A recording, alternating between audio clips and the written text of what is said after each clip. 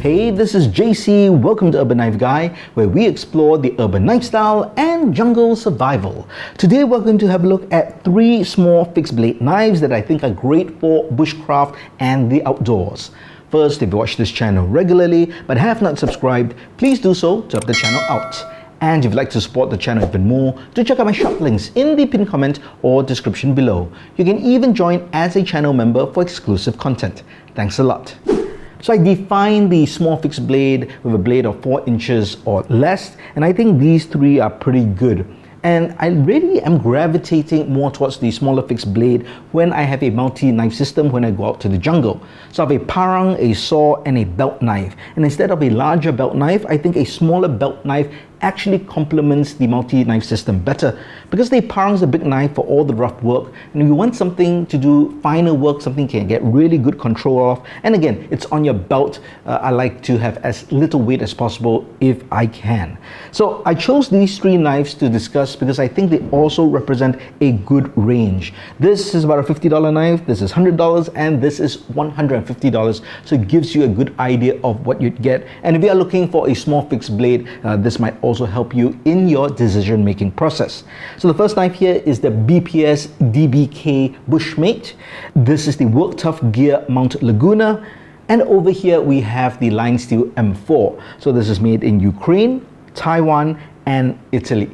So this is also the original knife sheaths that come with the knife. So for the BPS DBK, you get this. Now you might be wondering, why doesn't this close? Well, in the first production run, there was a lot of problems with the sheaths. So you either get them too loose and people complaining that the knives fall out, or you get it too tight. In this case, I can't even butter it up. But the good news is now they've released a 2.0. So if you are getting this knife, you would likely get the 2.0, and they have ditched this particular sheath and they've gone with their traditional sheath, at least the sheaths that BPS makes for the other knives, and I think that's a great idea. Now when BPS first sent me this knife, I also got them to send me the sheath because I knew there would be a problem with the sheath, and I'm so happy I did, because then I get that. So that works out perfectly. This sheath is a Kydex sheath. It comes with the knife. Now there's also a belt buckle, but I haven't attached that, and that works very well. So it's a belt clip, not a buckle. So that works very well, and overall a great package. Small drainage hole over there. So just a great all-round package. For the LionSteel, you get a beautiful leather sheath as you come to expect from LionSteel. But I'm in the humid tropical jungle. I do not like leather sheaths, so I had a Kydex sheath made. This is made by Meron Knives in Kuala Lumpur. And that's kind of my system with my ferro rod, and that works out very well.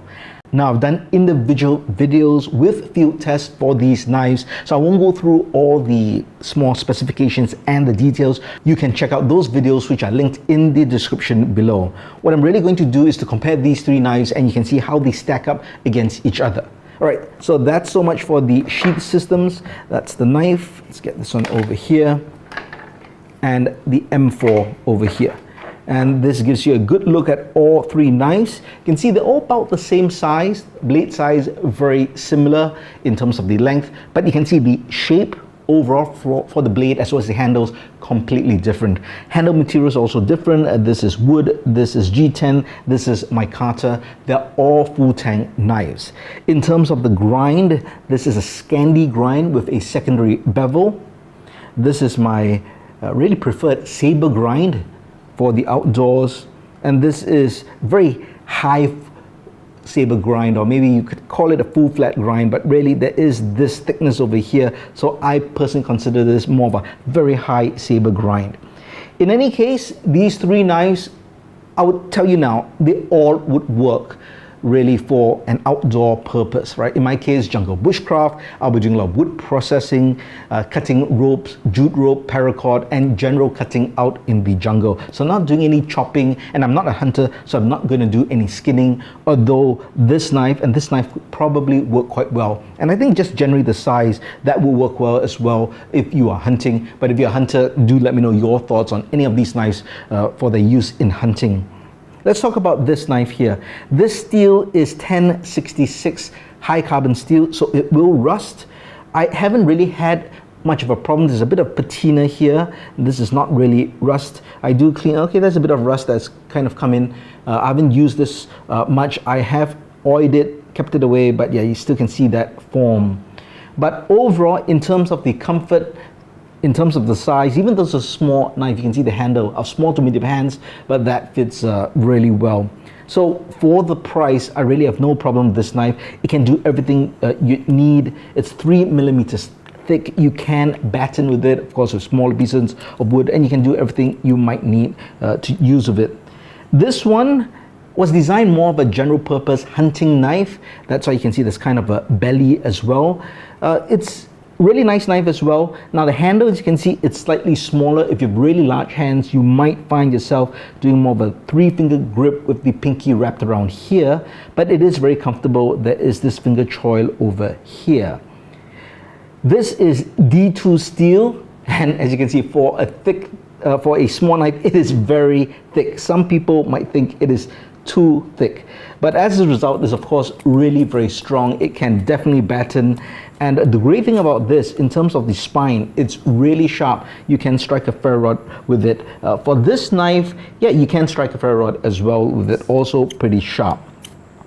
For the M4, definitely the fit and finish, I would say, is the best among all these knives, although the work tough gear is also very well done in terms of the fit and finish. But just in terms of the detail, the sculpting of the handles, and I personally like my Carter as well, and the overall ergos, I just find this works very well. But of course, it is also the most expensive knife. This particular steel is M390, a really premium steel as well, so that's what you're paying for. So it's got great edge retention, and just great corrosion resistance. In fact, that's the best property of M390.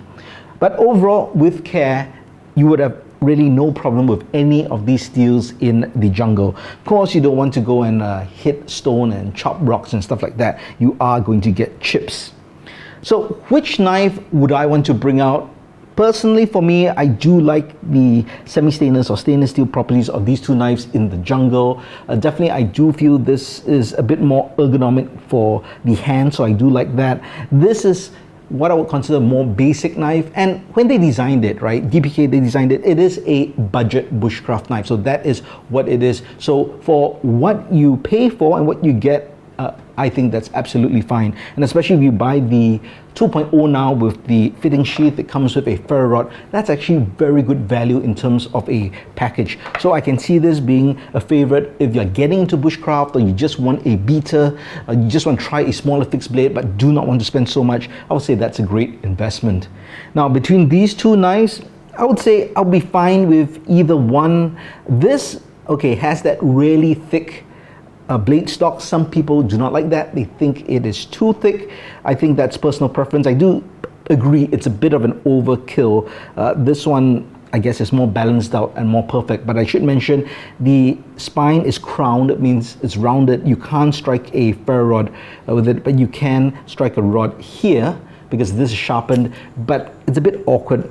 Generally, I found that it's a bit awkward to use this way, but it definitely can be used.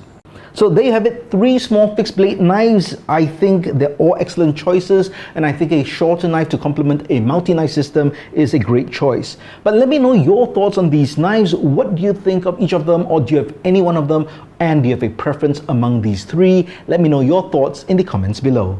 If you liked the video, please give it a thumbs up, and if you like the content in general, please subscribe to the channel and hit that notification bell. Thanks for watching. Talk to you soon.